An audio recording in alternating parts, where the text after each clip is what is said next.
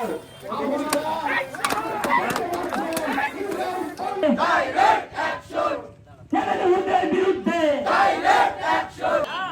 কোনো ব্যক্তির জন্য এখানে আসি নাই, আমরা কোনো বংশের জন্য এখানে আসি নাই, আমরা আছি একমাত্র এর জন্যই যে আমার ভাই ফিলিস্তিনকে মারতে হবে, ঠিক কিনা?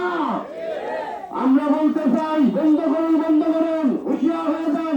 ফিরাউন 40,000 শিশু মারছিল, কিন্তু তার ফল কি হয়েছে? আপনি মারছেন, আপনি বলে এখন সে আল্লাহ তখন ছিল, এখনো আছে। আল্লাহর কসম দিয়ে বলছি, আল্লাহ এখনো মারতে পারে, ঠিক কিনা? যখন সারা বিশ্ব, যখন এশিয়া মহাদেশ, যখন সবাই ফিলিস্তিনের পক্ষ নিয়েছে, তখন ওই যুদ্ধস্ব ভারত তখন তারা হচ্ছে ইসরায়েলের পক্ষ নিয়েছে। আমরা বলতে চাই ভারতের তাহলে যারা করবে তাহলে ল্যাংটা করে ধরানো হবে। আর শুধু ফিলিস্তিন নয়, আমার বাংলাদেশের কেউ এখনো কোয়ালের বিরুদ্ধে কথা বলে তার বিরুদ্ধে হবে একসাথে, ঠিক কিনা?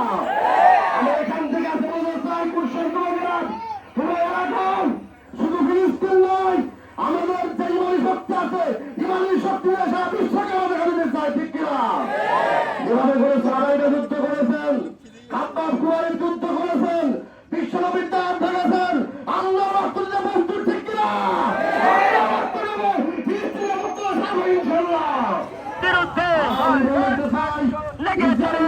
আমরা কেউ ব্যবহার করবো না, ঠিক আছে? আর যদি কেউ ব্যবহার করে আমি সাবধান করতে চাই, আপনি সাবধান হয়ে যান, আপনি সাবধান হয়ে যান। ইসরায়েলের যদি কোনো কসমেটিক্স, কোনো দ্রব্য যদি আপনার থাকে, আপনি লুকায় ফেলেন।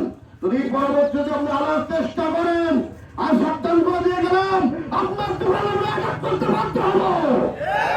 ইসরায়েল করে পণ্য আপনি ব্যবহার করতে পারবেন, সম্ভব নয়।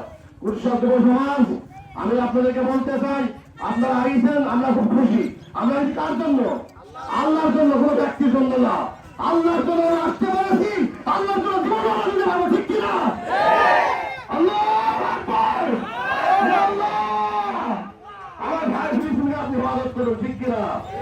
তবে আপনার টেনশন করেন না, আল্লাহ বলেছেন ফিলিস্তিনের বিজয় একদিন হবে, ঠিক কিনা? ফিলিস্তিনের বিজয় হবে।